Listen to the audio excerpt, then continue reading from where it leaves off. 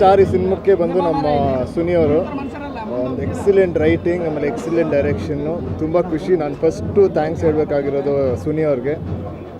ತುಂಬ ಒಳ್ಳೆ ಸಿನಿಮಾ ಮಾಡಿದ್ದಾರೆ, ನನ್ನಂತೂ ತುಂಬ ಚೆನ್ನಾಗಿ ತೋರಿಸಿದ್ದಾರೆ, ತುಂಬ ಖುಷಿ ಅದಕ್ಕೆ.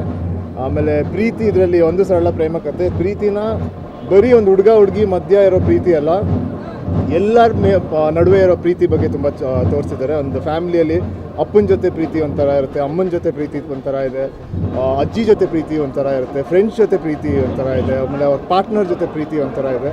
ಅದರಲ್ಲಿ ಏನು ಒಂದೇ ಒಂದು ತೋರಿಸುತ್ತೆ ಅಂದರೆ ಏನಾಗಬೇಕು ಅದು ಹಾಗೇ ಆಗುತ್ತೆ. ಸೊ ಜಾಸ್ತಿ ಯೋಚನೆ ಮಾಡಿಬಿಡಿ, ಜಾಸ್ತಿ ಟೆನ್ಷನ್ ತೊಗೊಂಡ್ಬಿಡಿ, ಲೈಫ್ ಯಾವಾಗಲೂ ಚೆನ್ನಾಗಿದ್ದೇ ಇರುತ್ತೆ. ಅದ್ರ ಮೇಲೆ ಟ್ರಸ್ಟ್ ಮಾಡಬೇಕು ಅಷ್ಟೇ. ಸೊ ನನಗಂತೂ ತುಂಬ ಖುಷಿ ಆಗ್ತಿದೆ. ಸ್ಪೆಷಲಿ ಬಾಲ್ಕನಿಗೆ ಹೋಗಿಲ್ಲ, ನಾವು ಸಿನಿಮಾಗೆ ಸೆಕೆಂಡ್ ಕ್ಲಾಸ್ ಹೋಗಿದ್ವಿ. ಒಂದು ಜನ ಮಾತಾಡ್ತಾ ಇದ್ರು, ಗುರು ವಿನಯ್ ರಾಜ್ಕುಮಾರ್ಗೆ ಪರ್ಫೆಕ್ಟ್ ಸಿನಿಮಾ ಇದು, ತುಂಬ ಸರಳವಾಗಿ ಮಾಡಿದ್ದಾರೆ, ಎಲ್ಲರಿಗೂ ಹಾರ್ಟ್ ಟಚ್ ಆಗ್ತಿದೆ ಅಂತ. ಈ ಥರದ್ದು ಹಾರ್ಟ್ಲಿ ಒಪಿನಿಯನ್ ಆಡಿಯನ್ಸಿಂದ ಬಂದಾಗ ಆ್ಯಸ್ ಆ್ಯಕ್ಟರ್ ಆಗಿ ಹೇಗೆ ಫೀಲ್ ಮಾಡ್ತೀವಿ? ಅದೇ ನಿನ್ನೆ ರಾತ್ರಿಯಿಂದ ನೆನ್ನೆ ಪೇಡ್ ಪ್ರೀಮಿಯರ್ಸ್ ಇತ್ತು, ಅದಕ್ಕೆಲ್ಲ ಪ್ರಚಾರಕ್ಕೆ ಹೋಗಿದ್ವಿ. ಅಲ್ಲಿ ಅವರ ರಿಯಲ್ ಆಡಿಯನ್ಸ್ದು ಏನಾದರೂ ರಿಯಾಕ್ಷನ್ ನೋಡ್ತಿದ್ರೇ ತುಂಬ ಖುಷಿ ಆಗುತ್ತೆ. ಸೊ ಇಷ್ಟು ದಿನ ಶ್ರಮ ತೊಗೊಂಡಿದ್ದಕ್ಕೆ ಎಲ್ಲ ಪೇ ಆಫ್ ಆಯಿತು, ತುಂಬ ಖುಷಿ ಆಗ್ತದೆ. ಸಿನಿಮಾ ಒಂದು ಮಾತಾಡ್ತಾರೋ ಅಣ್ಣವ್ರ ಮೊಮ್ಮಗರು ಪರ್ಫೆಕ್ಟ್ ಆಗಿರುವಂತಹ ಪಿಕ್ಚರ್ಲಿ ಒಂದು ಸುಳ್ಳ ಪ್ರೇಮ ಕಥೆ ಮೂಲಕ ಸಿನಿಮಾಗಳನ್ನು ಕಂಟಿನ್ಯೂ ಮಾಡಬೇಕು ಅಂತಿದ್ದಾರೆ. ಸುನಿ ಅವರದಕ್ಕೊಂದು ವ್ಯಾಖ್ಯಾನ ಬರೆದಿದ್ದಾರೆ. ನೆಕ್ಸ್ಟ್ ನಿಮ್ಮ ಲೈನಪ್ಗಳು ಜನರಲ್ ಆಗಿ ಸಿನಿಮಾ ಬಗ್ಗೆ ನಿಮ್ಮ ಕರಿಯರ್ ನೆಕ್ಸ್ಟ್ ಈಗ ರಿಲೀಸ್ಗೆ ರೆಡಿ ಇದೆ. ಅಂದೊಂದಿತ್ತು ಕಾಲ, ಪೆಪ್ಪೆ, ಆಮೇಲೆ ಗ್ರಾಮಾಯಣ ಶೂಟ್ ಮಾಡ್ತಾ ಇದ್ದೀನಿ. ಸೊ ಈ ವರ್ಷ ಸಾಕಷ್ಟು ಸಿನಿಮಾಗಳು ಬರುತ್ತೆ. ಈಗ ಒಂದು ಬ್ರೇಕ್ ತೊಗೊಂಡಿದ್ದೆ 4 ವರ್ಷ. ಸೊ ಈ ವರ್ಷದಿಂದ ಸಾಕಷ್ಟು ಸಿನಿಮಾಗಳು ಬರುತ್ತೆ. ನಿಮ್ಮೆಲ್ಲರನ್ನೂ ಹೌದು.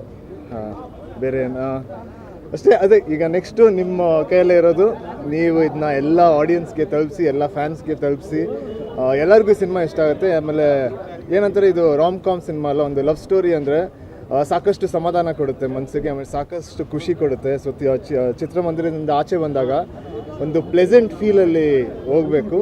ಬಟ್ ಅದೇ ಇದರಲ್ಲಿ ಮೇಯ್ನ್ ಅಂದರೆ ಇವತ್ತು ಏನಂದರೆ ತುಂಬ ಮಿಸ್ ಮಾಡ್ಕೊತಿರೋದಂದರೆ ಚಿಕ್ಕಪ್ಪನ, ಅವ್ರು ಇರಬೇಕಾಯ್ತು.